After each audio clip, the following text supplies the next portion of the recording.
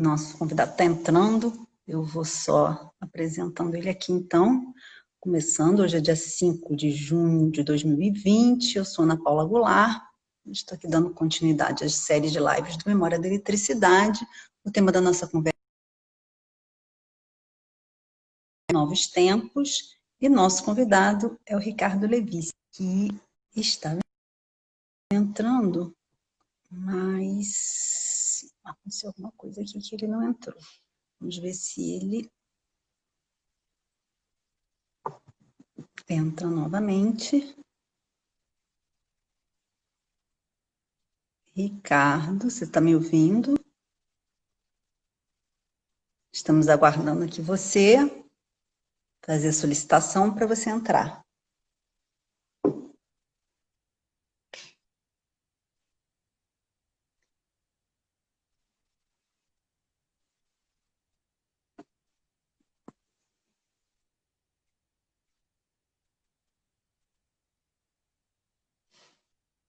Vamos lá.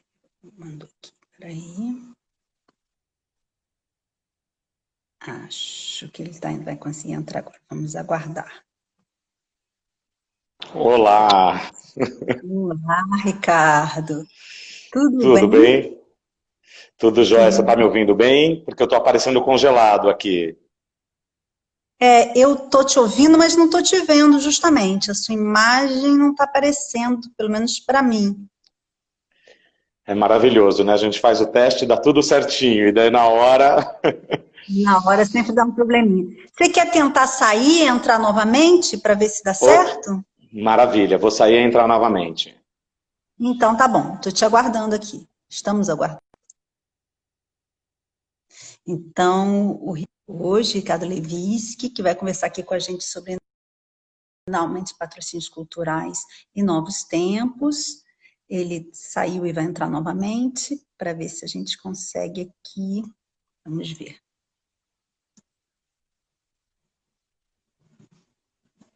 Vamos ver se dá certo agora. Oi, Ana. Agora está funcionando? Eu tô te vendo. A sua imagem ainda está um pouquinho congelada, mas eu tô te vendo. Eu estou te vendo e ouvindo perfeitamente. Deixa eu te perguntar uma coisa. Você não quer tentar colocar o seu celular usando o 4G do celular em vez do Wi-Fi? Que às vezes dá Mas melhor ele tá o sinal. Agora foi, né? Agora foi. Então, Que ótimo. maravilha. Prazer estar aqui. Obrigado pelo convite. Nossa, a gente que agradece você ter aceitado o convite da Memória da Eletricidade para estar com a gente hoje à tarde aqui. Obrigada. Prazer. E vamos dar então início à nossa conversa? Vamos lá? Eu peço para você então se apresentar, Ricardo. Fala um pouquinho sobre a sua formação e sobre a sua trajetória profissional. Maravilha. Bom, minha formação, na verdade, eu sou músico de formação e publicitário, né? Eu venho do canto lírico, né? Estudei ópera desde adolescente, e quando eu fui para a faculdade eu já sabia que eu queria trabalhar com sustentabilidade financeira, marketing. Eu não tinha uma clareza muito grande do conceito de sustentabilidade financeira. Mas eu, quando fui para a faculdade de música, eu queria fazer faculdade de música e queria também fazer algo ligado ou à administração, ou marketing, ou relações internacionais que pudessem me dar essa bagagem. Eu cheguei a morar fora do Brasil quando adolescente, e nos Estados Unidos existe essa possibilidade do que eles chamam de double major, que você estuda música e a parte empresarial. Como aqui no Brasil não tinha essa possibilidade, acabei fazendo duas faculdades. Então, eu sou formado em música e formado em publicidade, propaganda e publicidade. E acabei depois me especializando em relações internacionais, e também na parte de fundraising através de cursos livres. Então eu fiz muitos cursos ligados à área de negócios na League of American Orchestra, no Teatro Colón, no Scala de Milão. Eu fui sempre no meio musical no início, né? O meu primeiro trabalho de conclusão de curso, que já na época da publicidade, que tentava juntar o marketing, a sustentabilidade, no caso com a música, foi um trabalho voltado para o OSESP. E a USESP, a Sala São Paulo tinha... a ideia da Sala São Paulo começou lá atrás, em 97, mas ela ficou pronta em 9 de julho de 99, e eu acabei apresentando esse trabalho que culminou, na verdade, no meu segundo trabalho. Eu tive um trabalho preliminar que foi com o Roberto Ring, que é um empresário da área musical, e eu fazia turnês de orquestras internacionais, mas na Sala São Paulo foi que eu comecei, de fato, a área de comunicação, marketing e sustentabilidade financeira. E que me abriu muitas portas. Na sequência fui para a Sinfônica Brasileira e concomitantemente abri meu escritório, que é um escritório voltado justamente para a sustentabilidade financeira de instituições que possam gerar e fortalecer legados. Nosso histórico muito maior na cultura, mas hoje o escritório trabalha no terceiro setor como um todo, com causas humanitárias, refugiados, institutos de pesquisa, educação, mas obviamente no cenário cultural é onde está o nosso DNA e a nossa história toda. Então, e é onde é o nosso bate-papo de hoje, né? Maravilha. Eu queria, Ricardo, começar conversando um pouquinho com você justamente sobre instituições culturais, pedindo para você falar um pouquinho qual é o impacto, né, direto que essa pandemia da Covid-19 teve nas instituições culturais brasileiras. Bom, o impacto é gigantesco, né, Ana? Assim, toda a economia como um todo e toda a sociedade está vivendo isso de uma forma única, né? Não tem como, não tem nenhum setor da sociedade que não está impactado pelo que está acontecendo. E, obviamente, no caso das instituições culturais não foi diferente, mas eu acho que tem alguns agravantes, né? Eu acho que tem desde o agravante de serem instituições que tradicionalmente não têm fundos de reserva, fluxo de caixa para se manter por um período mínimo, muitas delas são muito frágeis no quesito sustentabilidade financeira, então uma crise dessa envergadura as faz quebrar com muita velocidade.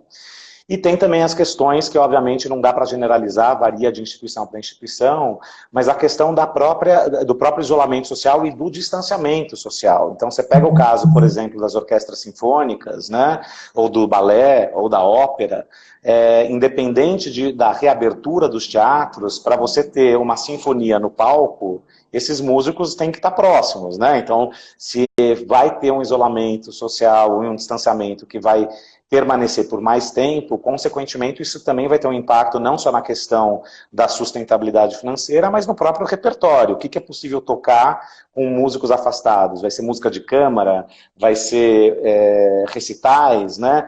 Então eu diria que o impacto é muito, muito forte, tanto no quesito financeiro, de sustentabilidade financeira, que grande parte das instituições não estão conseguindo sobreviver, tem um impacto do repertório das próprias instituições e tem um impacto do público, né? Assim, até que ponto o público vai se sentir confortável para voltar para um teatro, para voltar para uma sala de concerto, para uma sala de espetáculo. Agora, é claro, né? A gente também tem outras coisas que eu vou trazer um pouco nessa conversa, da própria mídia digital, outras atividades que também que estão acontecendo no âmbito virtual ou que estão se adaptando. Agora, só para complementar essa sua pergunta, eu acho que quando a gente fala do impacto, no caso das instituições culturais, é importante entender, mesmo no quesito financeiro, que o impacto ele é diferente de instituição para instituição. Se a gente for dividir, estou fazendo uma divisão um pouco grosseira aqui, mas só para facilitar a conversa, a gente poderia dizer que as instituições brasileiras elas estão divididas em 3 perfis de sustentabilidade financeira. Você tem aquelas instituições que são públicas, né, que é o caso da Biblioteca Nacional, Fundação Teatro Municipal do Rio de Janeiro.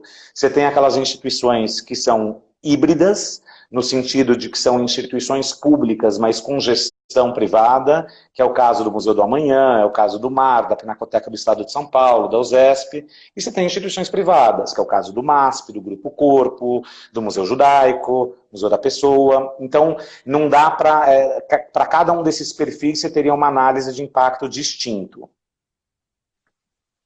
Sim. E você poderia falar para a gente um pouco como que essas diferentes instituições, não só essa tríade que você falou, instituições privadas, públicas e híbridas, mas mesmo de diferentes perfis, museus, teatros, orquestras, também têm realidades muito diferentes, né? Como que você acha que elas estão reagindo e se adaptando a esse contexto de crise? Uhum. Então, vou de novo separar pela questão financeira, pela questão de conteúdo. Tá? Do ponto de vista de conteúdo, eu acho que o setor cultural, de certa forma, está tentando se reinventar com muita velocidade dentro do que é possível. Então, se as coisas vão funcionar ou não vão funcionar, eu ainda acho que é cedo para falar. Mas existe um movimento muito forte das instituições de não parar, né? E eu acho que isso é a parte, talvez, mais, colocar entre aspas, bonita da crise, né? Porque a crise ela traz a vulnerabilidade humana, né? E a cultura é o que permeia a identidade do ser humano e permeia a identidade das nossas sociedades. Então, as instituições culturais é que são os nossos legados enquanto nação, enquanto cidade, enquanto povo, né?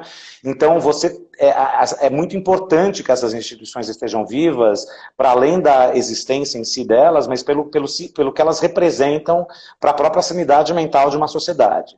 Então, respondendo a tua pergunta, eu vejo, por exemplo, que instituições como o MASP, a Pinacoteca do Estado, internacionalmente também, o Louvre, o Museu do Vaticano, todos têm feito muitas atividades virtuais e muitas delas muito bem-sucedidas. Como eu disse, não sei se é outra experiência, né? Então, não é melhor ou pior e também não dá para dizer ainda o que veio para ficar. Algumas coisas a gente já começa a sentir o cheiro de que devem ter vindo para ficar. Mas eu acho que de um lado tem isso, então algumas experiências virtuais muito interessantes que têm surgido na área do cinema, né, esse resgate do cinema drive-in, né, então várias atividades, Rio, Brasília, BH, o cinema drive-in, das pessoas irem no carro, é uma coisa que voltou e deve voltar com força. Nós temos uma instituição que é parceira nossa do escritório, que é o Museu da Pessoa, que tem feito um trabalho belíssimo, que tem como ponto forte a questão da pandemia em duas vertentes. Eles, de um lado, estão montando exposições que são baseadas em histórias para inspirar em tempos difíceis. Então, depoimentos de pessoas que viveram outros momentos históricos muito difíceis, muito delicados, e que surgem hoje como um depoimento de pessoas que possam enfrentar a crise e a pandemia de uma outra forma. E um outro trabalho que eles estão fazendo belíssimo, que é o Diário para o Futuro, que é colhendo o depoimento das pessoas durante a pandemia. Então tem muita coisa surgindo, né, que as instituições estão fazendo. O Teatro Municipal de São Paulo, a visita pelo acervo do teatro, conhecer o acervo das óperas, né? Então, de certa forma, essa questão que eu falei de que a crise ela traz a vulnerabilidade humana, ela também trouxe um pouco do backstage do teatro, da música, dos artistas, onde a gente passa a conhecer o acervo, passa a conhecer o arquivo, a gente passa a ter uma intimidade com os artistas, que a gente também não estava tão acostumado com esse volume tão grande de lives, e tantos artistas fazendo lives e abrindo sua intimidade e esse bate-papo. Então, na primeira parte da sua pergunta, como que as instituições estão reagindo, elas estão fazendo muita coisa, né?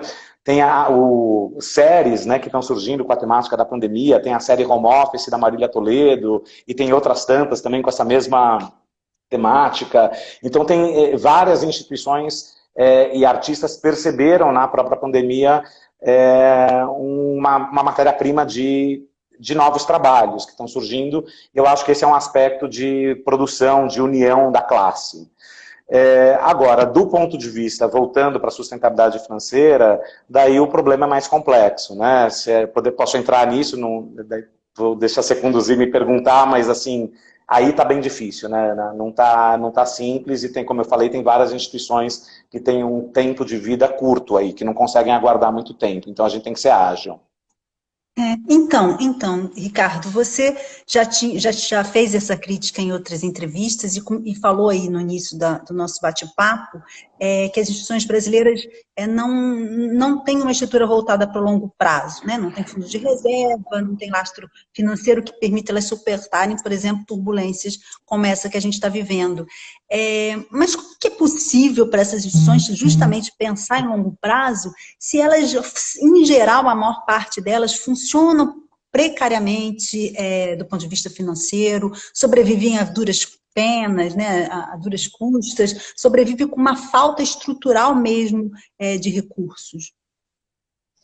Como, então, Ana, acho que né, essa como pergunta fechar essa equação? obviamente, claro, essa pergunta eu acho que ela é a mais delicada, eu vou focar nela, porque é uma pergunta que, obviamente, ela também tem uma fragilidade na resposta, né? Porque você fala, bom, é uma maravilha falar de longo prazo, lindo discurso falar de fundo reserva, mas o fato é que eu não tenho dinheiro para pagar a conta de luz amanhã. Né? É disso que você está falando. Né?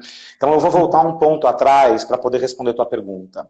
A questão da falta de visão de longo prazo no Brasil não é um problema da cultura, é um problema do setor cultural, é um problema do Brasil. A gente não tem longo prazo em nenhuma área.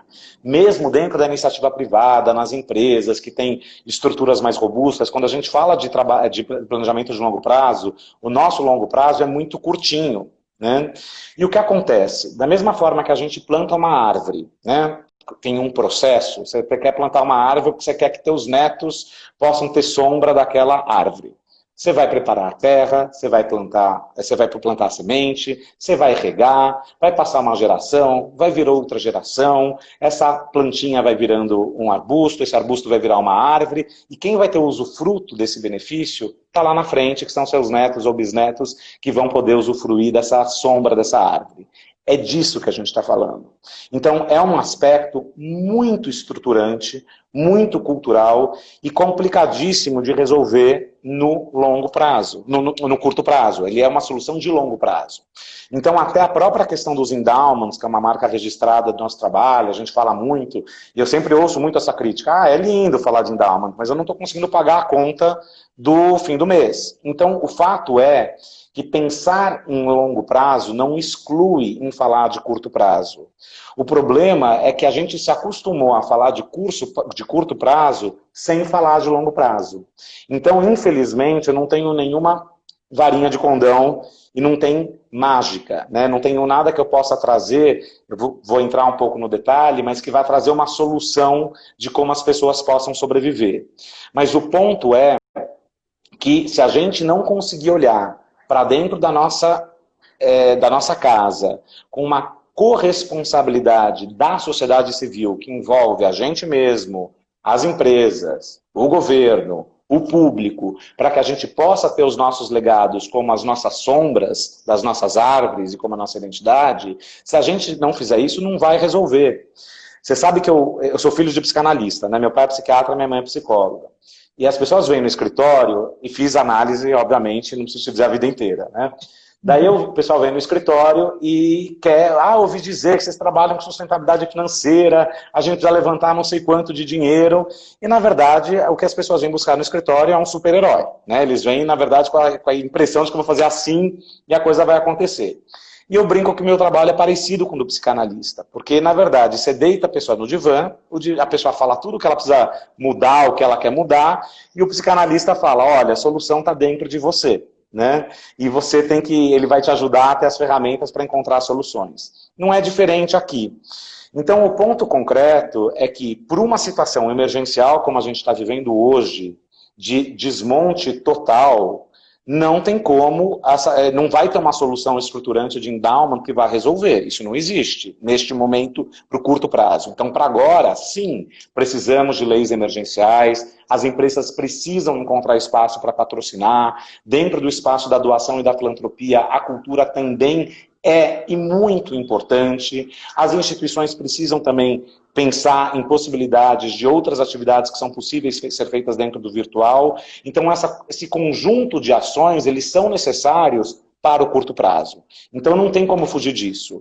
A minha crítica, ou onde eu falo com muita veemência, é que eu gostaria muito que as pessoas pudessem entender que a gente precisa colocar o longo prazo na pauta, porque para as próximas crises a gente não viver a mesma coisa que a gente está vivendo agora. Porque as instituições que conseguiram se estruturar lá atrás e montaram seus fundos de reserva estão passando por essa crise de uma forma diferente de quem não tem esse fundo de reserva. Então, Ricardo, explica para a gente exatamente como é que funciona o endowment. Então, o endowment, na verdade, essa palavra, né, que a tradução, propriamente dito, seria a dotação. Né? A gente tem usado uma tradução livre em conjunto com as pessoas que estão envolvidas no endowments, o pessoal do IDES, da PLKC, do próprio BNDES no Fórum de Endowments, que a gente tem usado uma tradução que é Fundo Patrimonial Permanente, ou Fundo Patrimonial Filantrópico, ou Fundo Patrimonial Vinculado, né? Falando de uma forma mais simples, tá? Que os economistas me perdoem, tá? Não vou falar de uma forma técnica, vou falar de uma forma para ficar mais fácil a compreensão. O endowment nada mais é do que um fundo similar a um fundo de reserva, mas não é um fundo de reserva, mas ele é similar a um fundo de reserva, onde a instituição vai utilizar apenas parte dos rendimentos desses fundos, descontada a inflação e a taxa de administração do banco ou do gestor. Ou seja, a instituição vai viver de renda. Da mesma forma que uma pessoa que consegue criar uma poupança ou um fundo e aplica em ações, e ela consegue utilizar recursos sem mexer no valor principal, é desse conceito que a gente está falando. Da instituição poder se organizar, não nos próximos 3 anos, nos próximos 20 anos, nos próximos 50 anos. Porque o municipal, o balé da cidade, a Biblioteca Nacional, estão aí. Então, o que a gente está falando não é nenhum absurdo. Né? Se há 30 anos atrás a gente tivesse começado a montar esse fundo, a gente poderia ter essas instituições mais fortalecidas hoje. Né? Então, é basicamente um fundo que permite, onde o valor principal ele é imexível, ele é intocado, e a instituição mexe em parte dos rendimentos. Daí só algumas perguntas que surgem sempre. Né? Quanto que mexe? O fundo ele banca a instituição inteira? É só parte? Tem de tudo, Ana. Tem fundo... Essa ideia milagrosa de que vai ter um fundo de não sei quantos bilhões, de que vai manter a orquestra ou manter a sustentabilidade do museu, isso é algo por longuíssimo prazo. Então o endowment ele pode começar como parte complementar do orçamento. Então você tem um endowment que vai contribuir para a manutenção do Museu de Arte do Rio. É um endowment para a aquisição de novas obras de arte. É um endowment para bancar 20% dos custos fixos daquela companhia de dança. Né? Então, o que vai definir cada um dos endowment é o seu endowment específico. Ele vai ter um estatuto próprio, um regimento próprio com essas definições. Né? O que tem no Brasil é que o Brasil ele não tinha até 2019 uma lei. E a gente passou a ter uma lei no Brasil, uma legislação, que é a Lei 13.800, que é a Lei de Fundo Patrimonial. Então, os endowments que existem no Brasil, previamente à lei, na verdade, são fundos inspirados no endowment e que se comportam como endowment, mas eles não estavam amparados por uma legislação, que agora o Brasil possui. Então, eu ia te perguntar isso, porque países como os Estados Unidos, por exemplo, os endowment funds, eles contribuem significativamente para o financiamento de instituições culturais diversas, inclusive universidades, né? Por que no Brasil o cenário é tão diferente? Isso tem a ver, eu ia te perguntar isso, tem a ver com entraves legais ou burocráticos? Tem a ver com as mentalidades das nossas elites, do nosso empresariado, a ausência de uma tradição de mecenato? A que você atribui essa diferença tão significativa? Bom, tem um pouco de tudo, né? De fato, a própria Lei 13.800, ela foi criticada por parte do terceiro setor, falando, mas precisa ter incentivos fiscais. Sem incentivos fiscais, como é que você vai conseguir crescer esse valor, né? Esse volume de recursos, né? A minha visão é um pouco diferente. Eu acho que a lei, ela trouxe um grande avanço para o país, pelo aspecto do arcabouço jurídico que ela permite, que ela criou. Então, hoje você tem um arcabouço jurídico, porque para o doador, que é um perfil de doador pouco explorado ainda no Brasil, por exemplo, o doador de herança, ele pensar, puxa, vou deixar no meu testamento X milhões para aquela instituição, né? O que ele quer ter certeza para destinar uma parte do testamento dele? De que essa instituição, no longo prazo, vai usar bem esse dinheiro dele. Fala, será que se eu deixar 10 milhões para esse museu e não para os meus netos, esse museu daqui 50 anos vai usar bem?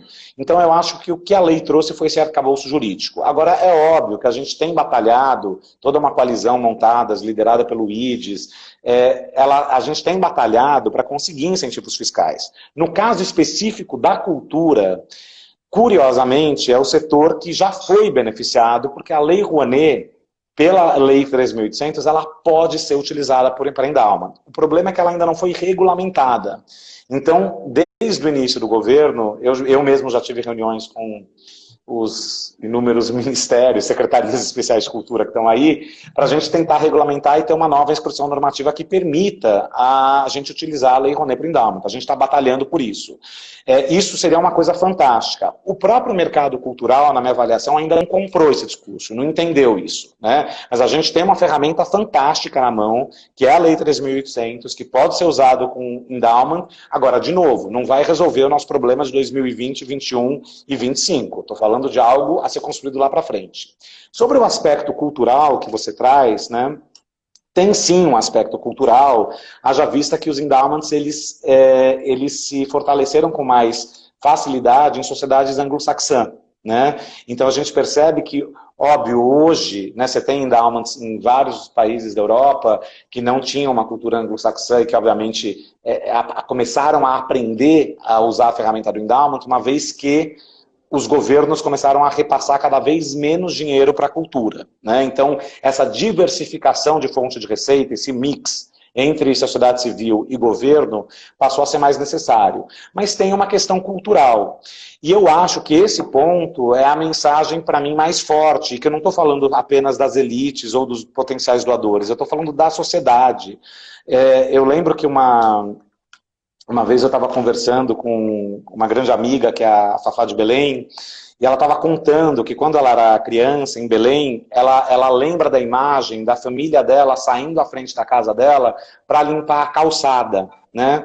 Então, essa sensação de que a rua nos pertence e de que a gente é sim responsável pela calçada da nossa frente, tem exatamente tudo a ver com o que a gente está falando, né? Então, quando a gente, não sei se vocês lembram, quando a gente vai para cidades do interior também, que a gente tem os bancos das praças com nomes de famílias, similar ao que tem no Central Park. Então a gente perdeu isso. Eu acho que a gente, então, tem uma questão cultural, mas eu acho que tem um resgate que a gente tem que fazer, de que a gente é dono, isso aqui é nosso, né? A avenida é nossa, o bairro é nosso, as praças são nossas, né? Uma das coisas que mais me entristece, por exemplo, na Sala São Paulo, que é um dos lugares que eu mais amo aqui em São Paulo, costumo dizer que a Sala São Paulo é o mar e o horizonte que São Paulo não tem, né? Você assistiu um concerto ali, eu acho fenomenal, mas é muito triste você pensar que a gente entra na Sala São Paulo pelos fundos. As pessoas não se dão conta. Como a praça foi tomada, né, por uma situação muito difícil social, onde a gente deveria abraçar aquelas pessoas e batalhar por uma integração, as portas da frente da Praça Júlia Prestes estão fechadas e as pessoas entram na Sala São Paulo pelas costas. Foi montado aquela porta lateral, mas é para a gente não interagir, é para a gente não se envolver. E eu acho que assim, quando a gente começar a se envolver, essa está a resposta para a tua pergunta. Vou fazer só um último adendo, desculpa, uma resposta longa, mas essa ideia de que o brasileiro não doa não é real. Tem um estudo também do IDES, super legal, depois vou verificar se a gente tem um exemplar para te mandar de presente, que é um estudo antigo, de 2015, eles estavam prevendo fazer um novo estudo para 2020, provavelmente com a pandemia não vai sair, chama Doação Brasil, onde eles fizeram um estudo de quanto que o brasileiro doa. E, para minha surpresa, que trabalho com a área, quando eu fui ver o estudo, na época de 2015, o brasileiro doou, sem lei de incentivo e sem nada de verba religiosa ligada a igrejas, etc., de doação direta, 13,7 bilhões de reais, contra 8 bilhões do mercado privado. Óbvio que é um valor pequeno e com potencial de crescimento frente ao PIB brasileiro, mas é um valor expressivo. Então a gente tem um cenário, um espaço para crescer a doação pessoa física gigantesco, na minha opinião, e que não deve ser desprezado. Ricardo, deixa eu te repassar uma pergunta aqui da Ivana. Ela está perguntando qual seria a diferença da doação para essa dotação da lei específica que você mencionou dos endowment. Qual que seria a diferença da doação para a lei específica para o endowment? É isso? Isso. Os dois são doação, né? Na verdade, é a forma da gestão do recurso, né? Para o doador, para aquele que está doando, ele vai decidir se ele vai doar para a temporada de ópera 2021 ou para o projeto XPTO, ou se ele vai doar para a perenidade daquela instituição. Então, é esse conceito de perenidade, de legado, que o Endowment traz, né? Mas do ponto de vista da doação, é uma doação igual, na verdade. Ricardo, e como tem funcionado o patrocínio cultural nesses tempos de pandemia? O que você tem observado? Tá bem complexo, bem difícil. Primeiro porque, assim, as empresas, como eu falei no início da nossa conversa, o mercado como um todo está impactado. Então, as próprias empresas, elas estão batalhando muito para sobreviver. Não é todo mundo que está... Então, você fala assim, não, mas a empresa tem... Não, não tem. Tem empresa que também está fazendo... Tem gente boa e tem gente ruim em todos os lugares, né? E tem muita empresa fazendo um esforço fenomenal para manter, obviamente, seus empregados, né? E com muita dificuldade. Daí a gente fala, mas tem empresa que está com... empresa de internet, de telefonia, esse pessoal está bem. Mais ou menos, o nível de inadimplência está altíssimo. Né? Eu estava conversando com a vice-presidente de uma empresa de telefonia recentemente, e eles falaram, a gente nunca viu um nível de inadimplência tão alto, as pessoas não têm dinheiro para pagar a conta. Né? Então, ao mesmo tempo, as empresas... Então, existe uma primeira questão que é as empresas tentar, manter o próprio quadro de funcionários. Tem uma segunda questão, que é a empresa tentar manter o serviço que elas prestam. Alguns serviços são essenciais. Serviço de água, de luz, serviço de internet, a parte de alimentação. E daí tem o último aspecto, que está mais próximo da tua pergunta, como é que está o patrocínio? O que acontece? Num primeiro momento, esse foi o primeiro retrato, a gente está numa fase de transição nesse momento que a gente está conversando. Mas as empresas, elas receberam uma orientação muito clara das suas diretorias, num primeiro momento, que era direcionar toda a verba possível e existente para Covid-19. Então, mesmo empresas que tradicionalmente patrocinavam cultura ou questões de meio ambiente, naquela fotografia de 2 meses atrás, a questão me apresenta um projeto que tem respirador, que tem álcool em gel, que tem... não tinha grandes estratégias de marketing ou de comunicação por trás disso. Era, vamos nos unir, precisamos comprar equipamento emergencial. Então, acho que teve um primeiro momento que o mercado cultural ficou ainda mais desassistido, porque não tinha nem espaço para essa escuta. Num segundo momento, começou esse trabalho que a gente passou brevemente, dos museus começando a fazer tours virtuais, séries virtuais, o cinema drive-in, que daí sim começou a encontrar uma escuta. E eu acho que agora que a gente está vendo que essa crise é uma crise longa do ponto de vista de recessão, e ainda com muito mais dúvidas do que respostas em termos de quanto tempo vai durar, as empresas estão começando a entender de que elas vão ter que se adaptar e vão ter que trabalhar a sua comunicação. Então agora eu já percebo as empresas voltando a receber projetos e se eu tenho uma mensagem para dar, sim, é importante que as empresas entrem pesadamente e apoiem nesse momento. É fundamental, né?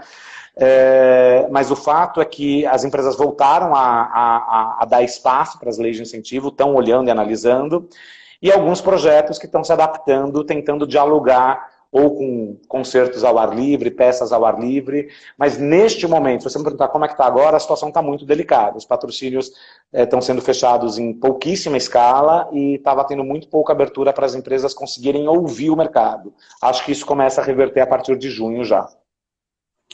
Então, Ricardo, a gente falou das instituições, mas quando a gente olha para os profissionais, a situação também é bastante dramática, né? A pandemia reduziu praticamente a zero o trabalho de muitos profissionais da área de cultura, produtores, músicos, dançarinos, enfim, vários. Como será possível sobreviver a essa crise, né? Como que o Estado, a sociedade civil pode ajudar esses profissionais?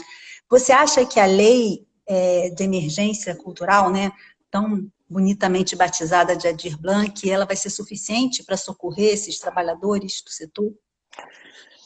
Olha, eu acho que a primeira fala sobre esse ponto, antes de dizer se ela vai ser suficiente, eu acho que tem que deixar muito claro que ela é necessária.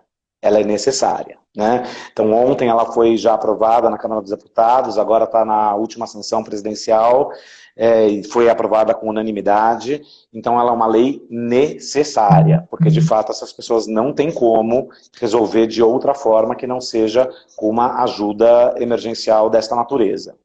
Eu acredito que suficiente não será, né? Eu acho que outros mecanismos, outras fundações, institutos que possuem endowments voltado para o setor cultural, minha sugestão, ou até meu voto, é para que elas possam, num primeiro momento, não pensar na produção cultural propriamente dito, mas na manutenção destes equipamentos e dessas pessoas. Porque todo o setor cultural, ele é sempre composto, obviamente, por seres humanos, que compõem a base, que você tem um custo fixo, e depois você tem custos programáticos e custos de produção. Então tem uma questão de custo fixo, que é esse valor basal, né, que é aonde a sociedade civil tem que unir. E não em vistas, e isso eu acho que, por exemplo, as empresas estão percebendo. Tem vários patrocínios culturais que estão ligados ao nosso escritório, e as instituições estavam preocupadas. Ixi, a gente não está fazendo concerto, não vai conseguir entregar a ópera. Está todo mundo no mesmo barco. A gente foi colocado, de uma hora para outra, todo mundo no mesmo barco. Então, sim, a lei ela é fundamental, ela precisa acontecer, mas por isso que eu acho que movimentos como o da lei de endowment também são relevantes nesse momento, para que as instituições que têm recursos e possam fazer investimento, ou as empresas que vão ter lei Rouanet, possam direcionar seus recursos para a manutenção, para os planos anuais dessas instituições e no limite, no caso das pessoas físicas, né, dos artistas que são independentes, que a gente possa formatar e consolidar e fortalecer as instituições que já têm trabalhado em prol desses artistas. Agora sim, existe um momento que envolve doação, envolve filantropia, envolve responsabilidade social. Eu lembro uma época que eu estava na Sinfônica Brasileira, um grande patrocinador que colocava um valor muito alto na orquestra, o presidente do conselho virou para mim e falou: mas qual que é a contrapartida que eu tenho de colocar tanto dinheiro na orquestra? Né? E eu falei: o Brasil vale mais por ter uma orquestra dessa envergadura, a cidade vale mais. Então isso vale, eu estou falando da orquestra, mas isso vale para cada um dos artistas. Né? Isso faz parte da gente olhar para a nossa rua, para a nossa calçada, e da corresponsabilidade civil, social, política que nós temos em prol de um país. Então, não será suficiente, mas ela é necessária e a gente tem que pensar em outras frentes iguais a essa, que está surgindo da lei emergencial. Você citou aí a lei Rouanet, como você avalia o papel dela nesse contexto? Olha, a Lei Rouanet, ela é curioso, porque é uma lei, obviamente, fundamental, necessária, importante para o setor cultural.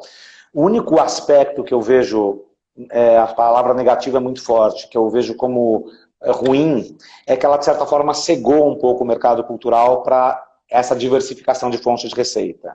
Então, todo esse trabalho que eu estou falando, de você pensar em endowment, pensar em outras fontes de receita, como doação direta, como verba de marketing, como prestação de serviço, herança e testamento, a gente ficou um pouco cego, porque a gente só falava da Lei Rouanet, né?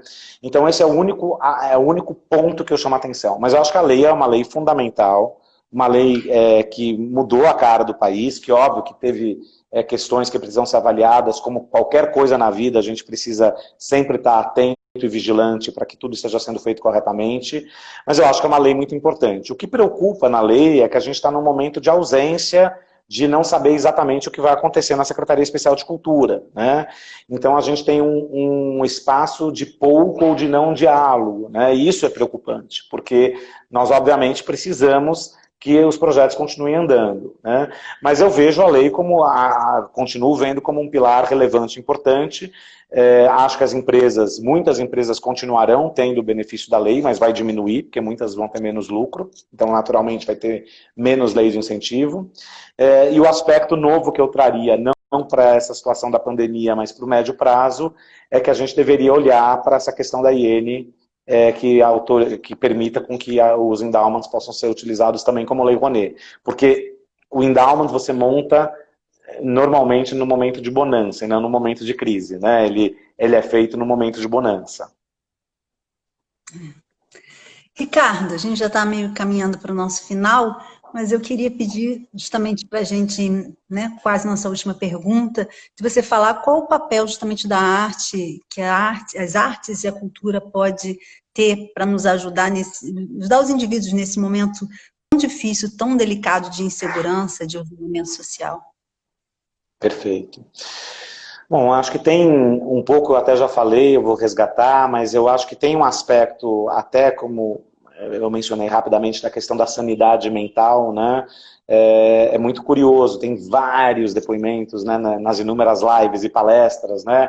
Que as pessoas, de repente, você começa a perguntar, a conversar com as pessoas, o que as pessoas estão falando? Do livro que leu, do filme que assistiu, da música, ou seja, o que tem valor, né? Nesse momento que as pessoas estão voltando a estar reconectadas com elas mesmas e com o que vale na vida, repensando o que é viver em sociedade, para onde vamos, né? Como que a gente se constitui nessa sociedade, né? Então fica muito evidenciado o papel da arte, porque todo mundo foi buscar seus livros, suas músicas, seus filmes, e acha o tempo para poder ver a sua série. Então acho que tem um aspecto nesse sentido que é importante cada um reparar e olhar e passar a valorizar isso nesse sentido. E tem um aspecto que eu acho que é maior, que tem muito com essa questão que eu falei da calçada, da rua e da cidade, que é da constituição de legados, né? A nossa identidade enquanto ser social, que vive numa família, que tem uma namorada ou um namorado, que se relaciona com o vizinho, que pode somar e dialogar e criticar, né? Ele se expressa na arte, né? A arte é o espaço, né, onde a gente consegue trazer as críticas e trazer as soluções. É o espaço onde a gente pode justamente ter a nossa vulnerabilidade acionada, né? Eu estava outro dia ouvindo a sinfonia, a Quinta Sinfonia de Mahler, né? Que é uma sinfonia que por muitos é dita meio como uma sinfonia um pouco esquizofrênica, mas ela é uma sinfonia que ela justamente ela toca na vulnerabilidade humana. Então eu acho que é uma sinfonia que tem muito a ver com o momento que a gente está vivendo. A gente está vulnerável e a gente está todo mundo no mesmo barco, a gente está todo mundo no mesmo planeta. A gente olhar para esse planeta com essa questão da mãe terra, né? Então eu acho que a arte ela vem para dar sentido no nosso ser social. Acho que é isso. Então, Ricardo, você citou aí a Quinta Sinfonia do Mahler, e para a gente finalizar, eu perguntaria que outras indicações que você daria para a gente, de livro, filme, vídeo, palestra, que você acha que tem a ver com esse momento que a gente está vivendo, ou com esse assunto que a gente discutiu aqui hoje? Nossa, tem muita coisa, na verdade. Me vem um monte de coisa na cabeça, porque como eu também sou um dos que está consumindo um monte em casa, né? Mas tem algumas coisas que me vêm à cabeça. Um é uma série que chama Unorthodox, Nada Ortodoxa, que é uma série, se não me engano, da Netflix, esqueci o nome da atriz, é uma atriz fenomenal, na verdade, e que fala sobre uma família. Eu venho de família judia e estou bastante engajado com a comunidade judaica em vários aspectos. E essa série é uma série que fala sobre cultura, fala sobre tradição, fala sobre perpetuação, fala sobre valores e fala sobre quebra de cultura, sobre quebra de valores, sobre quebra de tradições. Então é uma série muito, muito forte, muito bonita, poética e emocionante. Acho que super vale a pena. Outra que me vem à cabeça é uma música, na verdade, do álbum novo que a Fafá fez no final do ano passado, ainda falando muito desse momento político que a gente está vivendo, mas que continua muito atual, que chama Alinhamento Energético, né? E que eu falo que para ela que eu não ouço essa música, eu uso essa música, porque a música justamente fala para você respirar, inspirar, respirar e não pirar, né? Então é uma música que é super saudável e gostosa de ouvir, né? Acho que são essas as dicas, tem um monte de outras, mas acho que são essas que eu destacaria. Poxa, Ricardo, a gente vai concluindo então aqui o nosso bate-papo. Queria agradecer muitíssimo você estar aqui com a gente hoje, a gente ter conversado desse assunto tão relevante, tão importante para qualquer momento, mas, né, sobretudo para esse momento que a gente está vivendo. Então, muitíssimo obrigada. Foi foi ótimo conversar com você. Não sei se você quer acrescentar mais alguma coisa. Não, adorei, na verdade, eu acho importante a gente ter essas trocas, né? Acho super bacana o trabalho que vocês estão fazendo e permitindo ter esse diálogo, e acho que é a gente se sentir confiante e com esperança, na verdade, né? E poder trabalhar para que a gente possa constituir nossos, valorizar quem nós somos, né? A gente obviamente tem que criticar, mas também a gente tem que valorizar quem a gente é, e agradecer também bastante. Muito obrigado aí pela oportunidade. A gente que agradece, e para quem não pôde assistir desde o início, e para quem quiser indicar para as pessoas, essa conversa, esse bate-papo da gente vai ficar lá no canal do YouTube da Memória da Eletricidade, para quem quiser consultar, tá bom? Um abraço, querido. Maravilha. Beijo, obrigado, gente. Tchau, Beijo tchau. grande, um abraço para todos. Tchau, tchau. Tchau.